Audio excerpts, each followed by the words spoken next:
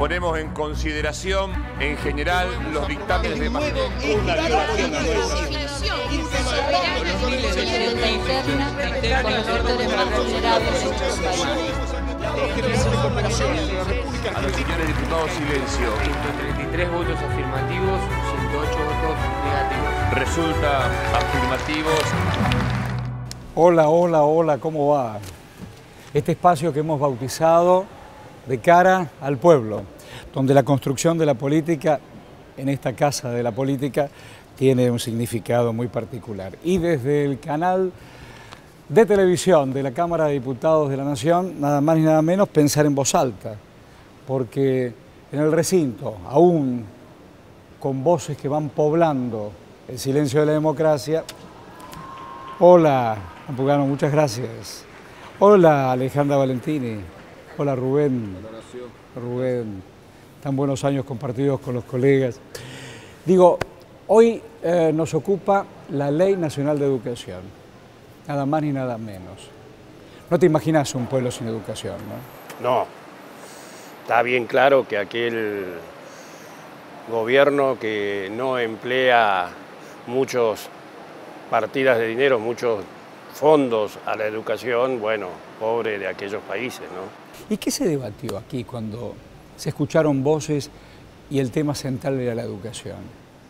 Sí, es cierto, uno no puede dejar de pensar la educación como la herramienta para que crezca un país, y acá en ese sentido el gobierno nacional, hubo muchos proyectos del Ejecutivo en materia de educación, por ejemplo, y en materia también de accesibilidad a los contenidos, Argentina Digital, y muchos temas vinculados también como promocionar la tecnología y acortar la brecha entre los que más tienen, los que menos tienen, los que pueden acceder a las tecnologías y los que no. Claro.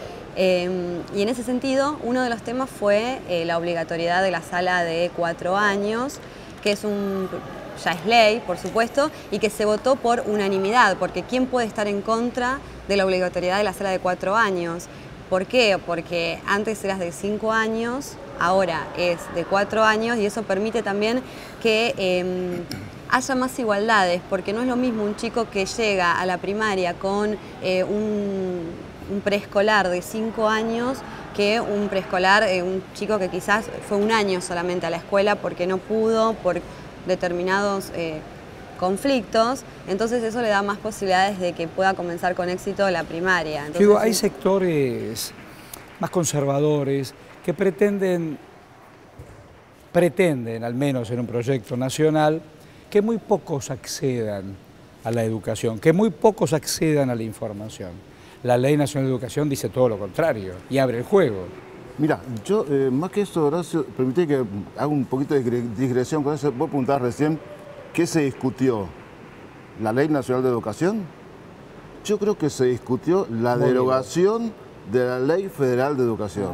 Una Ley Federal de Educación que venía del Congreso que se hizo en la última época de Alfonsín, Congreso Pedagógico, claro, un Congreso Pedagógico que duró 2 años, 3 años, claro, y que después importamos la Ley Federal de Educación que se estaba cayendo en España, claro, y se importó acá. Claro, ¿qué implicó esa Ley Federal de Educación? La anulación de la escuela técnica. ¿A quién le convenía que no hubiera oficiales, carpinteros, torneros, mecánicos? Es esa la radiografía. Al Banco Mundial, sí, al Fondo Monetario Internacional, sí, que inventaron las pasantías. Tal cual, y eso aquí en el recinto no se había dicho, y yo tuve oportunidad, perdón por ser autorreferencial, de hablarlo con quien había sido ministra de Educación de la provincia de Chaco, que era una sala de periodistas. Le dije, doctora, ¿por qué no dicen que esto era una ley apañada por el Fondo Monetario y el Banco Mundial? Digo, ¿usted intervino en el Consejo Federal de Educación? Claro. Sí, me dice. ¿Sabe que tiene razón? Se levantó bien y lo dijo en el recinto. No recuerdo lamentablemente el nombre de la diputada en ese momento, pero bien lo dijo en el recinto. Digo, también se debatió educación pública y educación privada, a partir de lo que dice Rubén.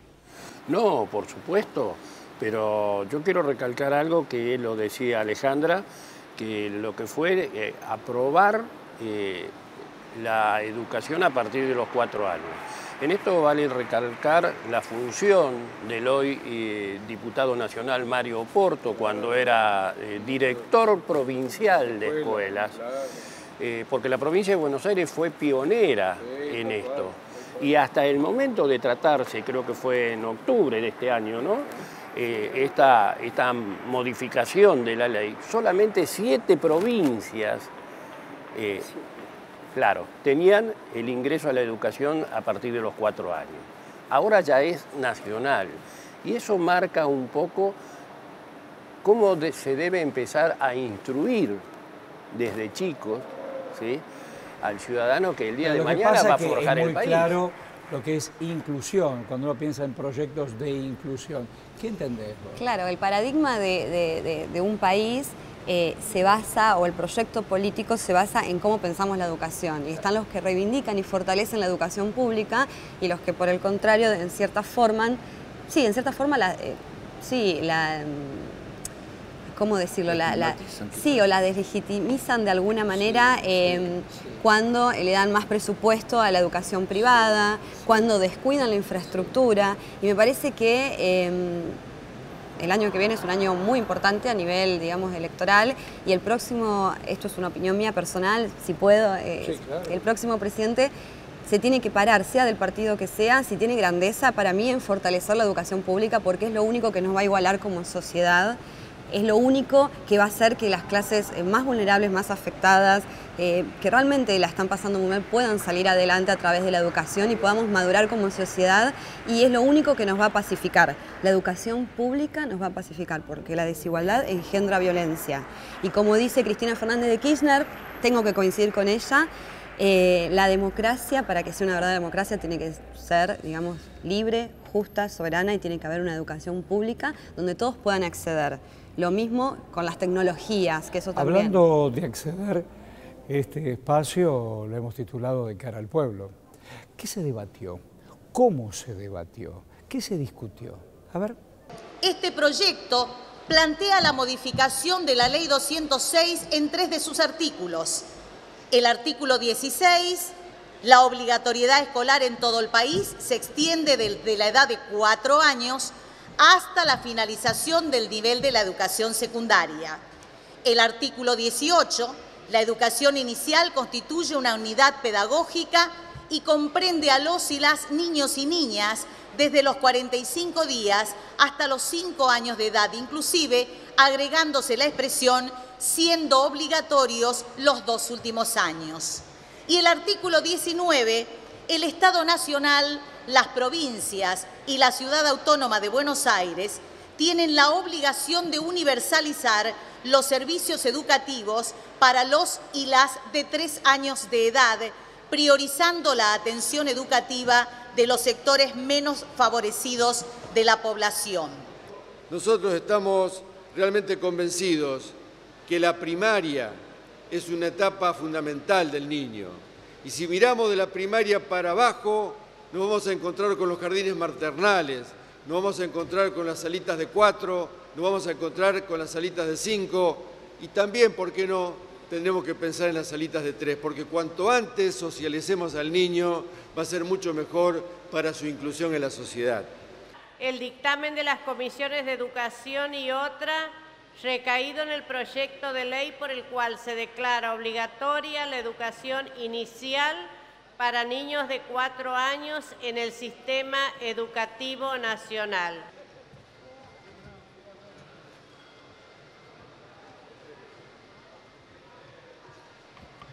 $235 votos afirmativos, 0 negativos.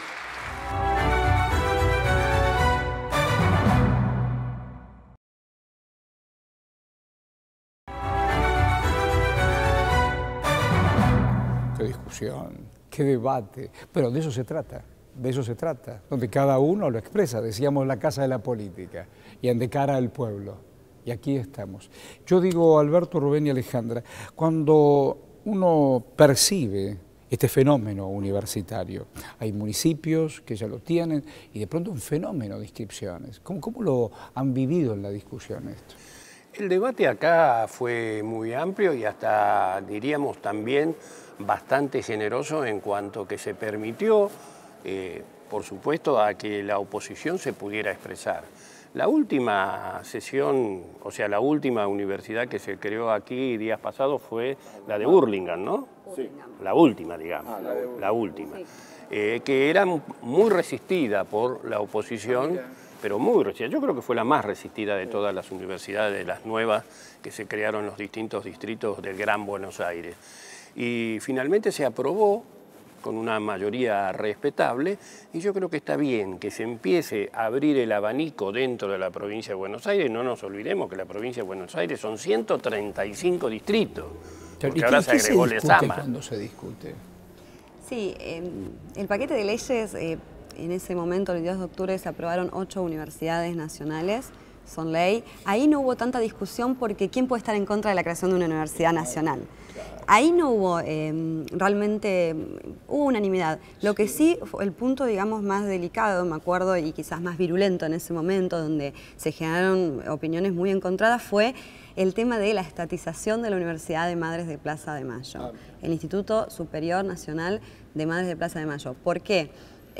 Por supuesto, el oficialismo a favor de estatizar, la universidad lo ve como una manera de honrar a las madres de Plaza de Mayo en su lucha. Pero ¿qué pasó? Toda la oposición, te diría todo el arco político, inclusive el Frente de Izquierda, votó en contra porque algo que decía el presidente del bloque del radicalismo, Mario Negri, era que el tema de las causas judiciales, es decir, hace 3 años que la justicia no se expide acerca de las presuntas o las denuncias que involucran a la Fundación Madres en todo lo que tiene que ver con los casos de evasión o de corrupción que hay detrás de, supuestamente, Sueños Compartidos, ese programa de viviendas que administraban los hermanos Joclender, sobre todo Sergio. Entonces, la oposición habló de eso, del tema de los casos de corrupción que presuntamente hay en la Fundación de Bonafini, y en ese sentido iban a votar en contra. Entonces el oficialismo decía, ¿pero qué tiene que ver una cosa con la otra? Entonces ahí sí se generó un punto de confrontación. Inclusive la presidenta del bloque, Juliana Di Tulio, salió a decir que el discurso de la oposición es mezquino, que es vergonzoso y que carece de toda lógica. Margarita Stolbizer dijo que esa estatización es un disparate, es una contradicción, que dio a entender como que está todo agarrado de los pelos. Yo digo, cuando se discuten y cuando se incluye, y abro el tema, se habló de RCP, se habla de lenguaje de señas, ¿de qué pasó? Mira, se discuten, voy a enganchar un poquito con lo que estaban diciendo, se discuten ideologías, claro, se discuten posiciones políticas, sí, claro, se discuten liderazgos, claro, y también se discuten operaciones. Se discuten operaciones. Porque obviamente ¿hay operaciones acá? ¿Cómo? En los medios hay operaciones que acá repercuten. Esta es una caja de resonancia. Claro. Entonces acá hay algunos que dicen, a ver, ¿cuál es la agenda de hoy? Y en función de eso, digo. Ah, mira, casi pasa un programa de radio. Casi un programa de radio, casi como una producción de radio. Pero bueno, voy a lo que me preguntabas. Resucitación, educación en las escuelas secundarias y también lenguaje de señas.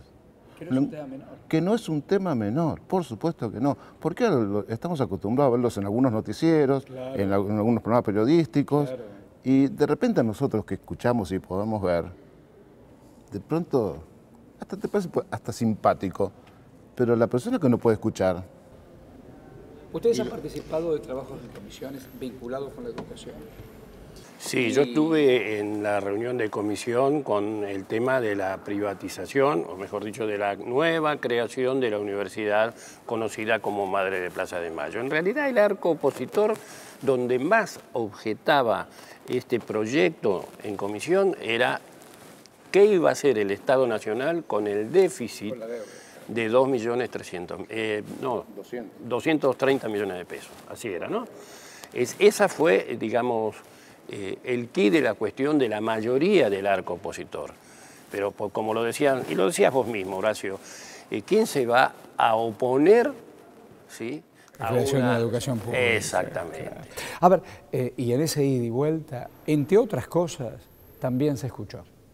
debatir el nacimiento y la conversión del entonces Instituto Universitario Nacional del Arte en la nueva Universidad Nacional del Arte, la jerarquización de dos experiencias universitarias de la provincia de Buenos Aires, la Universidad Pedagógica y la Universidad de Ezeiza en universidades nacionales, el crecimiento y completar la cobertura en el conurbano bonaerense con instituciones universitarias como la Universidad de Guillermo Brown o de Scalabrini Ortiz en el partido de San Isidro, o en el interior del país como la Universidad del Alto Uruguay o la Universidad Nacional de Rafaela. Mientras, a su vez, continuamos el debate de otras experiencias universitarias que están en este Congreso, como la Universidad de Hurlingham, la Universidad Nacional de Villa Dolores o la Universidad de la Defensa Nacional. ¿Pero por qué podemos debatir y discutir estos proyectos?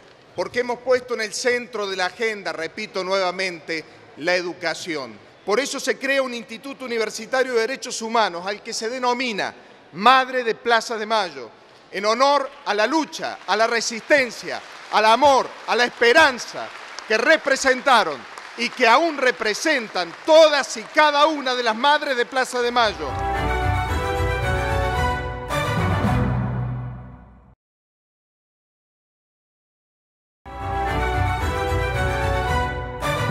Cuando uno escuchaba en el origen de la creación de la universidad, las propias fundadoras siempre resaltaron como algo virtuoso que fuera una organización de la sociedad civil, que tuviera autonomía, que tuviera independencia del Estado, algo que efectivamente pierde a partir de esta creación a pasar a ser un órgano claramente dependiente del Ministerio de Justicia y Derechos Humanos. Pero las razones por las cuales nosotros hemos presentado nuestra oposición son dos o tres. En primer lugar, la ley es muy clara. La ley 24.521, con mucha claridad, en el artículo 48, establece que la creación de universidades estatales requiere un dictamen previo del Consejo Interuniversitario Nacional. Dictamen que no existe en este caso.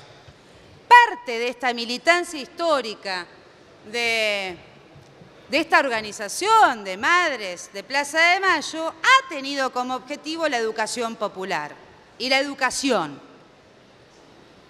Y lo ha hecho a lo largo de muchos años.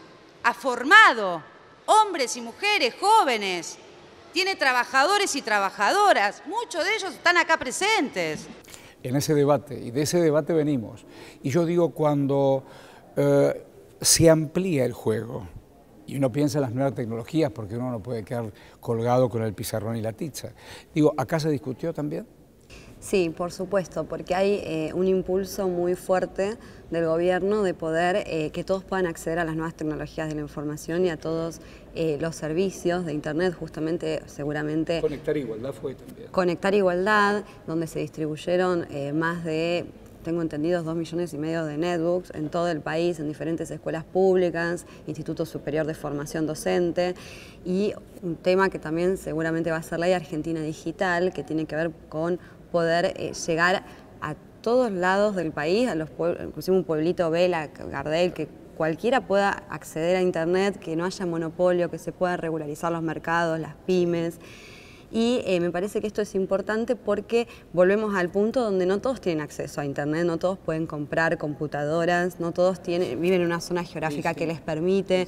Entonces es importante. En ese sentido, Conectar Igualdad se complementa con un programa que es Aulas Digitales Móviles, que justamente el presidente de la Cámara de Diputados, Julián Domínguez, estuvo repartiendo el 1 de diciembre junto al ministro de Educación, Alberto Silioni. Aulas que son más de 30 netbooks, impresoras, cámaras fotográficas, toda la tecnología en lugares vulnerables para que puedan acceder, conocer, informarse y adaptarse a este tiempo donde es muy necesario saber manejar, digamos, las tecnologías.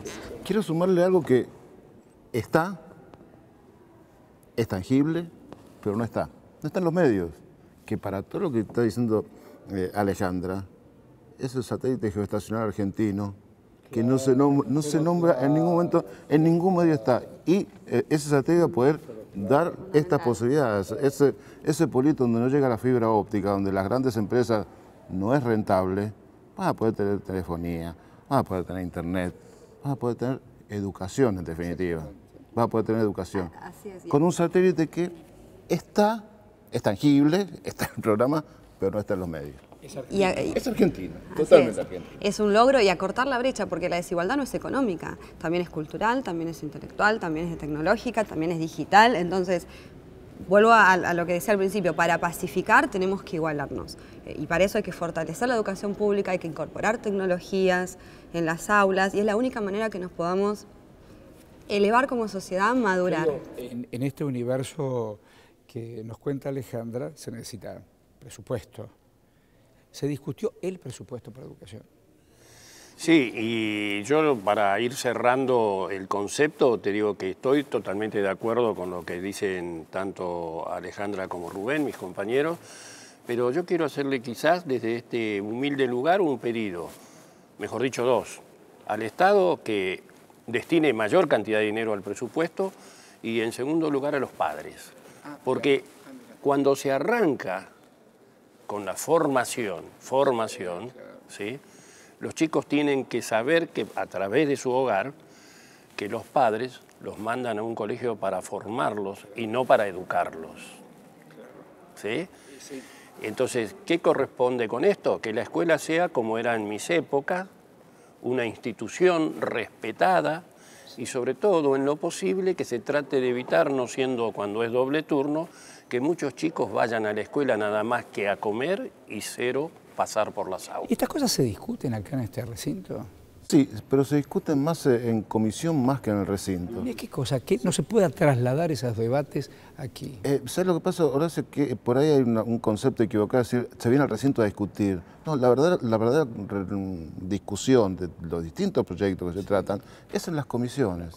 En las comisiones, para decirlo en lenguaje que nos vamos a entender todos, sí, los diputados se sacan chispas con las discusiones. Son verdaderamente las discusiones más sustanciosas, porque obviamente ahí están los representantes de todos los bloques políticos, y ese bloque político informa a su vez a su bloque, si la posición es esta, se consensúan, y después el miembro informante, que puede ser ese diputado, o el jefe de la bancada, lo expone, pero no tiene... ¿Y se mezcla todo el tiempo la política? Porque aquí, sí, claro, pero en el recinto, como decimos a veces los futboleros, es más para la tribuna y también para los medios, porque no nos olvidemos que los medios están constantemente informando de las actividades tanto en diputados como en senadores, y entonces entran a tallar los otros intereses, como bien lo marcaba Rubén al principio, que nada que ver con la esencia de cualquiera de las leyes que se traten aquí. Hay una inquietud popular, digo, las barras o en alguno de los salones, ¿alguien está esperando que la ley de educación haya transformado? Porque si es tan fundamental, desde el otro lado, ¿hay interés? Sí. ¿Percibís eso? No tanto. Yo a veces percibo interés por otros temas que acaparan más atención mediática. A veces me da la sensación que la educación está relegada y quizás otros temas son, como decimos en la jerga... Es el mismo prejuicio porque no aparece el satélite, que es argentino y es un gran salto en el tiempo. ¿Dónde están los festejos? Yo, o sea, la verdad que sé que muchos argentinos estamos contentos, pero la verdad que no se le dio una verdadera cobertura mediática como corresponde, porque hay intereses económicos en juegos y porque hay operaciones, por supuesto también, y acá hay diputados que trabajan, y viceversa, para un determinado medio, para un determinado grupo hegemónico, y hay legisladores que solo vienen a sacarse la foto, están un segundo en la banca y después se van. Y no están las 12 horas de debate, las 5, las 6, a veces se extiende más, que deberían estar porque para eso se les paga. Y termina siendo un robo, porque vienen, se sacan una foto y se van. ¿Hubo algunos que lo debatieron este terreno de la educación con mucha pasión? No, porque precisamente, creo que es un poco lo que nos quiere decir Alejandra, se politizó todo esto, ¿sí? Y si bien del satélite se habló muy poco, desde los medios privados y también de los medios oficiales, ¿sí?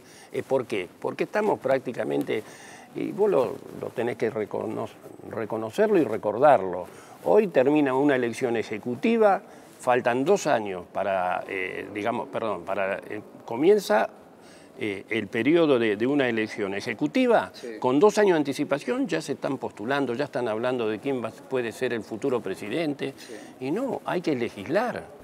No por casualidad elegimos esta ley fundamental también para nosotros, para que sea nuestro eje central. Muchísimas gracias y nos reencontramos en cualquier momento de cara al pueblo, aquí en el canal de televisión de la Cámara de Diputados de la Nación. Hasta entonces.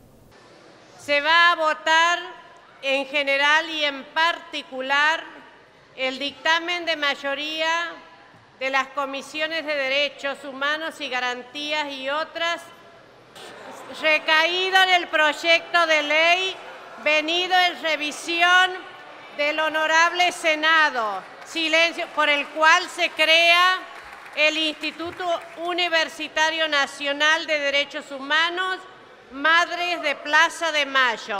Orden del día 850. 132 votos afirmativos, 87 negativos.